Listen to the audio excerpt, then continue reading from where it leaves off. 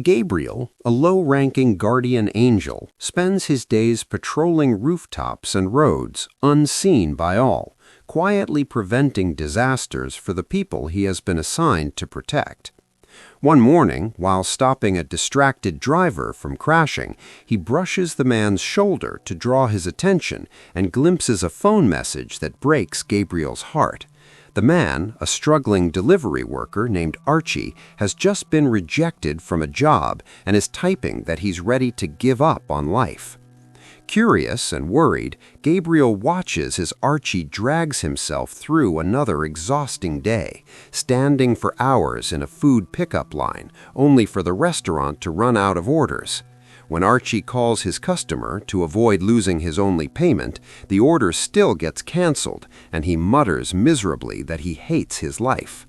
A wealthy investor arrives and casually receives free food the workers claimed was sold out, deepening Archie's frustration. At home, he tries to hide his struggles from his younger brother, encouraging him to dream big, even though Archie himself feels trapped. Educated, hard-working, but unable to escape a cycle of dead-end jobs. Later, during his shift at another store, a coworker named Maya approaches him about joining a union. Archie politely refuses, explaining he works part-time and has no long-term plans to stay. But that night, when they coincidentally bump into each other at a street food stall, Maya sits with him, listens, and encourages him, unaware that Gabriel is watching from above, shocked by how naturally the two connect. When Archie finishes eating, he drives to a private parking garage where he secretly lives inside his car, calling his father before bed. His father talks proudly about Archie's cousin landing a dream job at a tech giant and suggests Archie collaborate with him, but Archie is too tired, too defeated, and simply agrees to think about it before falling asleep. From the rooftop above, Gabriel watches him with quiet concern. The next morning, a council of celestial beings gathers, high angels, administrators, and Azrael, the guide of lost souls, who boasts about reclaiming another wandering spirit. Inspired, Gabriel decides he wants to help Archie find hope again, even though this role is far above his rank. He approaches Martha, the stern, angelic manager who oversees all assignments, and begs her to let him guide Archie. Martha refuses, warning that guiding lost souls is dangerously complex and not Gabriel's duty. Instead, she orders him to move on to his assigned task, preventing an accident involving a girl named Elena, another case of texting while driving. Gabriel leaves reluctantly, but his heart is already tied to Archie, and he knows he cannot ignore him for long. Days passed, and Archer's life slipped into a quiet, exhausted routine. He moved from one gig to another, delivery shifts, odd jobs, standing in endless lines for food pickups, living in a constant haze of disappointment. Every night he collapsed in the back of his car, scrolling through rejection emails and messages, convinced that his life was leading nowhere. But one day, something happened that began to shift the course of his fate. Archer received a cleaning request from an online platform, just another job, he thought. The address led him to a massive, modern mansion in the hills. When the door opened, Archer froze. Standing in front of him was the same wealthy investor, the man who had walked into a bakery after hours and casually walked out with fresh buns while Archer had waited in line for over an hour, only for the shop to announce they were sold out. At first, the rich man, Goodwin, didn't recognize him. They exchanged polite greetings while Goodwin led Archer into his garage, explaining the job. Archer nodded and got to work, sweeping, organizing, and scrubbing every corner. Meanwhile, Goodwin wandered between hot and cold plunges, living a life so effortlessly comfortable it felt surreal. When Archer finished, he showed Goodwin the before and after photos. The transformation impressed him. Goodwin smiled, left a 5-star review on the app, and handed Archer a bag of warm buns as thanks. That moment gave Archer courage. He hesitated, then asked softly if Goodwin had ever considered hiring a personal assistant, someone to manage errands, lift some weight off his shoulders. Goodwin paused, He wasn't sure. Archer was a stranger after all. But after thinking it through, he agreed to give Archer a 1-week trial. If he did well, he could stay. And just like that, Archer's life began to change. For the next few days, Archer assisted Goodwin in everything: organization, scheduling, pickups, adjusting the house for maintenance crews. He worked hard, eager to prove himself. One evening, after noticing Archer's dedication, Goodwin handed him a company credit card. He told Archer it was simply more efficient for him to have it, so he could handle expenses directly. The gesture felt unreal. Archer promised to be careful. That night, after finishing his duties, Archer checked into a small motel, finally sleeping on a real bed instead of the back seat of his car. He felt for the first time in years that he was moving forward. Before he fell asleep, he received a call from his girlfriend, Lindsay. She needed to postpone their date due to work. Archer understood. Soon after, the day of their rescheduled dinner came. That morning, Goodwin completed his meditation routine, and Archer approached him to ask permission to leave early for his date. Goodwin smiled and asked where they planned to go. When Archer mentioned a small, low-cost diner, Goodwin shook his head. "That's not a date spot," he said. He suggested a high-end restaurant instead, one Archer had never even heard of. Wanting to impress Lindsay and not wanting to seem poor or unprepared, Archer booked the table. The restaurant was magnificent: soft lights, polished marble, silver cutlery. Lindsay arrived glowing with happiness, and for a moment, Archer felt like he belonged. They laughed, shared stories, and enjoyed the evening, until the bill arrived. It was astronomical. Lindsay suggested they split it, but Archer knew he couldn't afford even half. In a trembling moment of panic, he reached for Goodwin's company card, the one meant strictly for Goodwin's expenses, and paid. The next morning, Archer returned to Goodwin's home for work. He noticed photographs lining the hallway, Goodwin traveling the world: Paris, Bali, Tokyo. The contrast to Archer's life was painful. Goodwin called him into the living room. Then he asked the question, "Did you use my credit card for your date last night?" Archer froze. He apologized, explained the situation, explained the pressure, the unexpected wine the waiter offered, the embarrassment. He said he would pay every dollar back if Goodwin could give him time. But Goodwin was furious. He felt betrayed, used. He fired Archer on the spot. And just like that, Archer's fragile new life collapsed. He returned to gig work, delivery runs, Uber shifts, but things were even harder now. Bills piled up faster than he could earn. His stomach growled non-stop, but he pretended everything was fine. In a brutal scene of desperation, Archer went to a plasma donation center. He let them draw blood just to earn a few dollars. His face was pale when he walked out. He bought a cheap meal from a diner, sat alone in the corner booth, and quietly ate. Exhaustion overwhelmed him, and he fell asleep at the table. A worker woke him. "Sir, we're closing. You have to leave." Archer stepped out into the parking lot and froze. His car, his only home, was gone, towed away because of unpaid tickets, or stolen. He didn't even know. And that was it. Every last thing he owned had slipped through his fingers. He stood there in the cold night, trembling, realizing he had absolutely nothing left. This is the moment Gabriel finally understands the truth. As Arch breaks down, burying his face in his hands beside the empty parking lot, Gabriel realizes what Arch truly is: a lost soul, a soul standing at the edge of giving up. That realization changes everything, not only for Arch, but for Gabriel himself, and even for Jeff, the wealthy man whose life is about to be pulled into this divine mistake. Suddenly, someone gently touches Arch's shoulder from behind and says his name. Arch turns, confused, and sees Gabriel standing there. Gabriel calmly tells him, "Arch, I'm an angel." Arch stares at him, stunned, unable to believe what he's hearing. He laughs it off, shaking his head, saying he's never seen an angel in his life. But Gabriel touches his shoulder again, and in an instant, the world around them dissolves. Gabriel takes Arch into a vision of the future, explaining that this is not a promise, but a reflection of where his life is heading if he keeps going without hope. Arch now sees himself working endlessly as a delivery driver, exhausted, rushing from job to job. Another driver hands him a plastic bottle. Confused, the real Arch asks Gabriel what it's for. Gabriel answers quietly that Arch is so overworked in this future that he doesn't even have time to use the bathroom. The bottle is how he survives.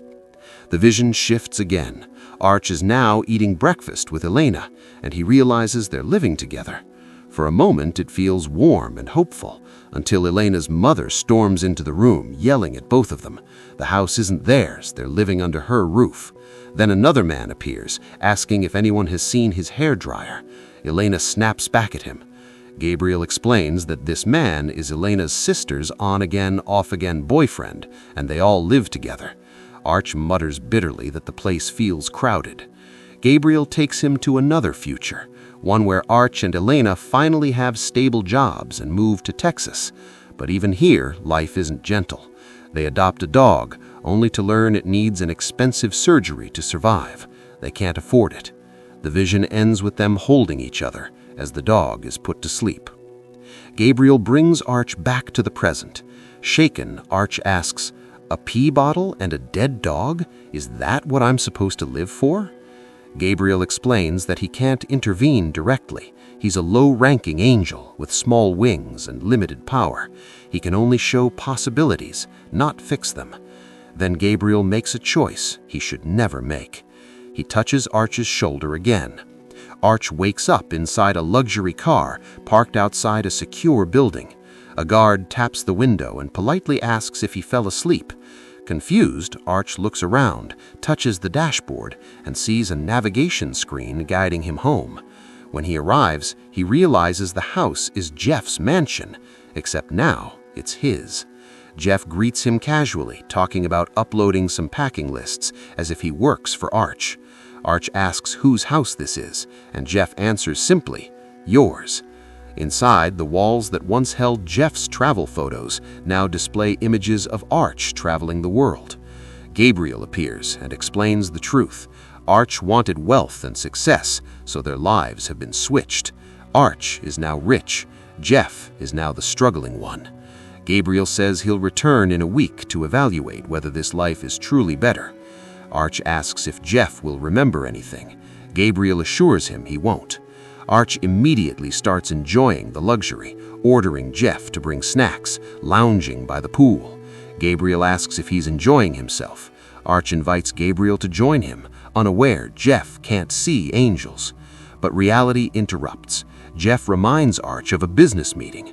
Panicked, Arch admits he has no idea how to handle one. Gabriel tells him to figure it out. Wealth carries responsibility, too. Arch fumbles through a sushi business meeting, eating outrageously expensive food, amazed when the bill is charged to the company account. Back home, the pool technician says a machine needs replacing for $30,000. Arch agrees without hesitation. Gabriel points out that Arch couldn't afford a parking ticket before, yet spends $30,000 casually. Arch shrugs. There's plenty of money. Later, Gabriel takes Arch to see Elena, but she doesn't recognize him. Gabriel explains the switch. Arch reintroduces himself. They go on a date, and by the end of the night, they kiss passionately. Gabriel watches, conflicted. He wanted to teach balance, but Arch is lost in pleasure.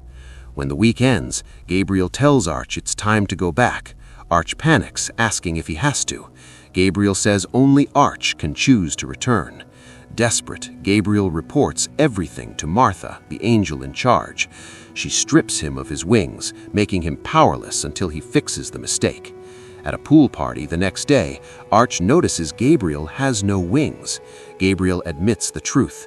Humans can see him now. Gabriel touches Jeff's shoulder, restoring his memory. Jeff collapses, awaking in horror, realizing his life was stolen. He begs Arch to give it back. Arch refuses, saying he'd return to living in his car. Jeff, shocked, offers him $200,000 instead. Arch rejects it. Money can't replace the life he has now. Gabriel explains Jeff won't remember anything once things are reset. Arch asks for one more week. Jeff agrees and leaves the house. With nowhere to go, Gabriel asks Jeff if he can stay with him. After a moment of hesitation, Jeff agrees, and the consequences of Gabriel's mistake continue to unfold. Jeff and Gabriel spend the night in a cheap roadside motel, both exhausted, lying awake in silence. In the middle of the night, Jeff turns toward Gabriel and asks him a simple question, almost like a child asking out of curiosity. "Can you still fly?" Gabriel answers honestly, quietly admitting that he cannot. His wings are too small now. By morning, reality crashes back in. The motel clerk knocks on their door and informs them that if they want to stay another night, they must pay $130. They do not have it. With no other option, Jeff decides to do what Arj once did: food delivery. He signs into the app and soon finds himself standing in long restaurant lines, waiting for orders for hours, watching delivery robots glide past him and get served first. The frustration builds fast. On one delivery, a customer punishes Jeff with a 1-star rating over missing extra ranch, something Jeff has no control over. At the end of the day, Jeff checks the app, only to discover he cannot withdraw his earnings until the end of the week. With no money, Jeff and Gabriel sleep in the car once again, this time the same car Arj once lived in. While Jeff and Gabriel struggle, Arj is living the opposite life. He enjoys an expensive dinner with Elena in luxury, surrounded by comfort. Feeling powerful and confident, Arj impulsively asks Elena to fly to Paris with him that very weekend. Elena hesitates. She explains she has work, important work, and cannot abandon it. Arj reacts poorly, unable to understand why someone would choose responsibility over luxury. The argument escalates. Elena reminds him that this is her life, her values, and her fight. Hurt and angry, she leaves. Arj drives home alone, distracted and emotionally unstable.